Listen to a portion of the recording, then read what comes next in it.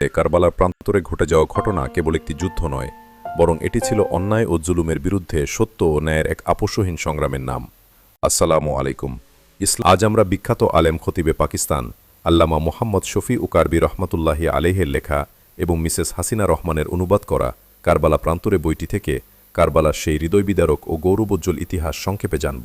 এই ভিডিওতে আমরা জানব কেন ইমাম হোসাইন রাদিয়াল্লাহু আনহু ইয়াজিদের বায়াত গ্রহণ করেননি, কিভাবে কুফাবাসী বিশ্বাসঘাতকতা করেছিল এবং কারবালার সেই উত্তপ্ত বালুচরে নবী পরিবারের সদস্যরা কিভাবে শাহাদাত বরণ করেছিলেন। শেষ পর্যন্ত আমাদের সাথেই থাকুন।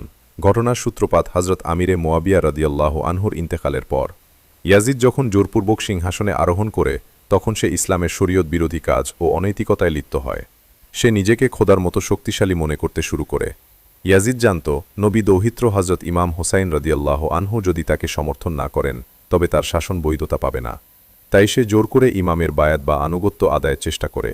কিন্তু ইমাম হোসাইন রাদিয়াল্লাহু আনহু পরিষ্কার জানিয়ে দেন, ইয়াজিদের মতো ফাসিক ফাজিরের হাতে আমি হাত দিতে পারি না। এতে ইসলামের আদর্শ ধ্বংস হয়ে যাবে।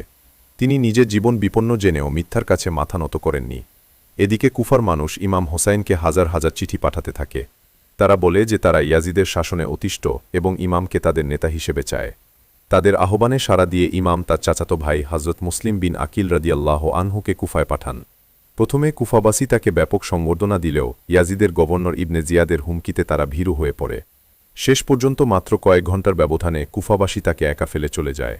চরম একাকী অবস্থায় বীরত্বের সাথে লড়াই করে হযরত মুসলিম বিন আকিল রাদিয়াল্লাহু আনহু শাহাদাত বরণ করেন। শাহাদাতের আগে তিনি ইমামকে কুফায় না আসার জন্য বার্তা পাঠানোর চেষ্টা করেছিলেন, কিন্তু ততক্ষণে অনেক দেরি হয়ে গিয়েছিল। দ্বিতীয় মহরম ইমাম হোসাইন রাদিয়াল্লাহু আনহু তার পরিবার ও সহচরদের নিয়ে কারবালার ময়দানে পৌঁছান। সেখানে পৌঁছার পর থেকেই ইয়াজিদের বিশাল বাহিনী তাদের ঘিরে ফেলে। শুরু হয় অমানবিক অত্যাচার। ৭ই মহরম থেকে ফোরাত নদীর পানি বন্ধ করে দেওয়া হয় ইমাম হোসাইনের তাঁবুতে। তখন দুধের শিশু থেকে শুরু করে পর্দানসীন মহিলারা ছিলেন। পানির অভাবে যখন শিশুদের আর্তনাদে কারবালার আকাশ বাতাস ভারী হয়ে উঠছিল, তখনও ইমাম হুসেন শান্ত থেকে আল্লাহর ওপর ভরসা রেখেছিলেন। ইয়াজিদ বাহিনী ভেবেছিল তৃষ্ণার্ত হয়ে ইমাম বুঝি আত্মসমর্পণ করবেন, কিন্তু তারা জানত না নবীর নাতি কেবল আল্লাহর কাছেই মাথা নত করেন। ১০ই মহরমের সকাল।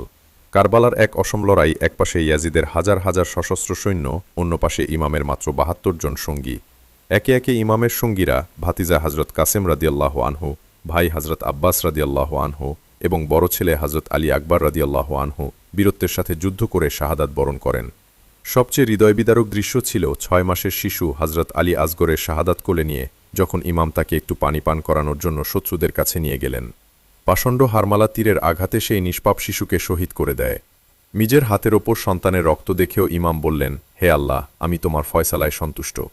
সবশেষে ময়দানে বাকি রইলেন একা ইমাম হোসেন রাদিয়াল্লাহু আনহু। শরীরে শত শত আঘাত, বুক ফেটে যাচ্ছে তৃষ্ণায়, কিন্তু তলোয়ার চালানোর ক্ষিপ্রতায় ইয়াজিদ বাহিনী ভয় পালাচ্ছিল।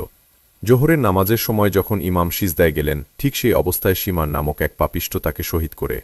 বইটিতে বর্ণিত আছে, শাহাদাতের সময় ইমামের শরীর থেকে রক্ত নয়, যেন নূর ঝরছিল। তিনি সিজদারত অবস্থায় আল্লাহর সান্নিধ্যে চলে গেলেন, কিন্তু অন্যায়ের সাথে আপোস করলেন না। কারবালার এই বিয়োগান্তক ঘটনার পর নবী পরিবারের নারীদের বন্দী করে দামেস্কে নেওয়া হয়, কিন্তু বিবি জয়নাব রাদিয়াল্লাহু আনহায়ের তেজস্বী ভাষণে ইয়াজিদের দরবার কেঁপে উঠেছিল। পরবর্তী সময়ে মুখতার সাকাফির নেতৃত্বে কারবালার খুনিদের একে একে কঠিন শাস্তি দেওয়া হয়। শেষ কথা আল্লামা শফি উকারবি রহমতুল্লাহি আলাইহি তার এই বইতে আমাদের শিখিয়েছেন যে কারবালা মানে কেবল কান্না নয়, কারবালা মানে অন্যায়ের বিরুদ্ধে গর্জে ওঠা। ভিডিওটি ভালো লাগলে শেয়ার করুন।